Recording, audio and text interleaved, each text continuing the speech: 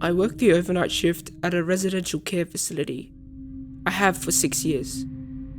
You used to get to things on night shift that would send a day shift worker screaming. Sounds, shadows, the way certain residents talk in their sleep.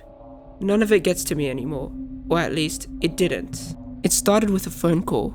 Our facility has an internal phone system. Each room has a handset and the staff can receive calls from residents directly to the nurse's station. That's it.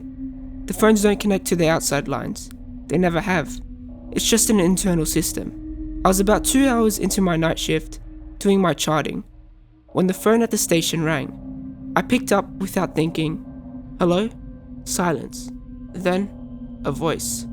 Low, slow, like it was choosing every word carefully.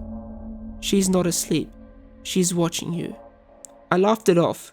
Residents with dementia sometimes say strange things. I walked to the wing, checked on everyone, all asleep. I went back to my station and noted it in the incident log, shook it off and went back to my charting. The phone rang again at 3:14 a.m. Same voice, same pause. She's closer now. I stood up fast enough to knock my chair back. I am not someone who scares easily. I have helped hold down a 6-foot man in medical crisis. I have worked through a building fire, but something about that voice, the flatness of it, the certainty, turned my legs to water. I walked every single room, 22 residents. Every one of them was in their bed. Every monitor was normal. Every door accounted for. I called my supervisor. She told me it was probably across the line. Old buildings sometimes have electrical quirks in the wiring. I went back to the station. At 4:02 a.m., the phone rang a third time. I didn't answer it. I sat there and watched it ring. 7 times, 8 times, and then it stopped. And from directly behind me, so close I felt the breath on the back of my neck, a voice said, "That was me calling to warn you." I spun around.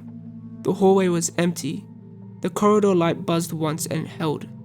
I've worked that job for 6 years. I handed in my resignation the following morning. I have not been back. The thing that keeps me up at night isn't what I heard. It's what I know about that phone system. The internal handsets don't have a microphone. They receive only. You can hear from them, but you can't speak into one. Someone was calling me from a phone that cannot make calls. And whatever was standing behind me was not using a phone at all. My dad drove long-haul trucks for most of my childhood. He was gone for stretches, sometimes 2 weeks, sometimes a month.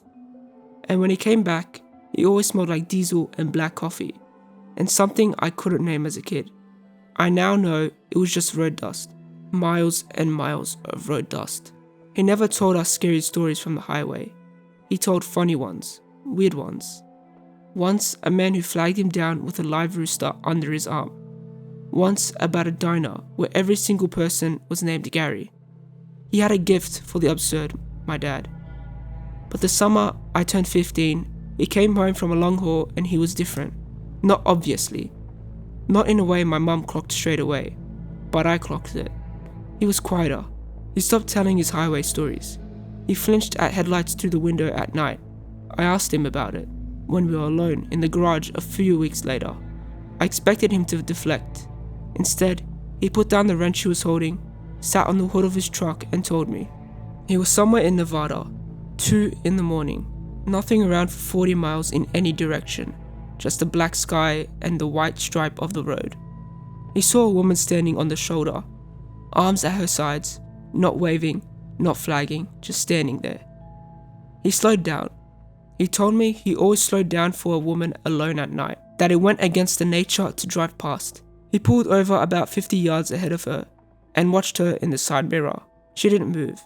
He waited, rolled down the window, called out to her. She took 1 step forward, then stopped. I got out of the cab, he said. I know you're not supposed to, but she looked scared or hurt. I couldn't just leave her. He walked towards her, and that was when he noticed her shadow. The moon was full that night. He was clear on that. There was plenty of light, and his shadow stretched out behind him, long and clean on the asphalt. Hers went the wrong way. Her shadow stretched towards him, not behind her, toward him, in the wrong direction entirely, like she was her own light source. I stopped walking, he said, and she tilted her head and smiled at me, and then just stepped away, backward, off the road, into the dark. And she was gone.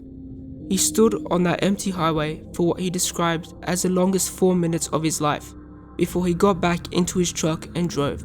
"You believe me?" he asked. "Yeah," I said. He nodded, picked up his wrench. "Good. Because there's a part I didn't tell your mother.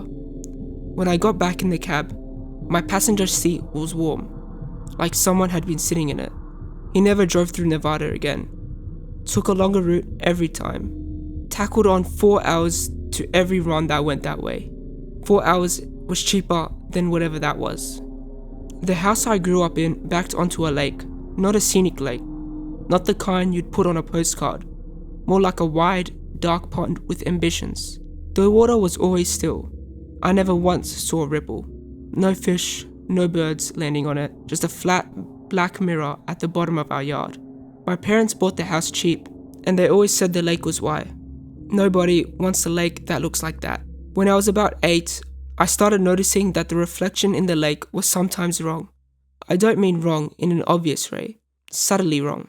Like I'd been standing at the edge of the water on a clear day, no wind, nothing moving, and my reflection would have its arms at its sides. But when I looked down, my arms were crossed. I told my mom, and she said I was imagining it. I told my older brother Danny, and he came out to look. We stood there for 10 minutes and nothing happened. He called me a liar and went inside. But I kept watching, kept noticing. The reflection was always a beat slow. It didn't copy me perfectly. It would turn its head half a second after I turned mine. It would look up when I was already looking down. Small things, stuff you'd miss if you weren't looking for it. I started thinking of it as a second me, a version of me that existed in the lake and was trying to learn how to be me. That sounds creepy now, but to an 8-year-old, it was just kind of interesting, maybe lonely. The summer I turned 11, Danny dared me to touch the water. I hadn't touched it in 3 years. I don't know when it stopped, or why. It just had become a rule I followed without examining it. But Danny was watching, and I was 11. I crouched at the edge and reached out. I touched the surface with one finger. The reflection didn't ripple. I mean, the rest of the water rippled fine, rings spread out from my fingertip, normal and perfect. But my reflection didn't move. It didn't distort. It stayed completely still, looking at me. While the water moved around it, it was like it wasn't there. And then, slowly, it smiled. Not my smile. A wider one. One that went too far to the corners. I fell backwards onto the grass, and I didn't go near that water again for the rest of the summer. We sold the house when I was 17. I don't know who lives there now. I've thought about warning them, but warning them about what exactly? Hey, don't look at your reflection in the lake. Don't touch the water. Whatever is in there is practicing to be you. I don't know what it wanted. I don't know if it was dangerous. All I know is that it was learning. It got better every year at mimicking me. Smaller delays, more natural movement. I wonder sometimes how good it is now. How much it's practiced. I wonder if it ever got out.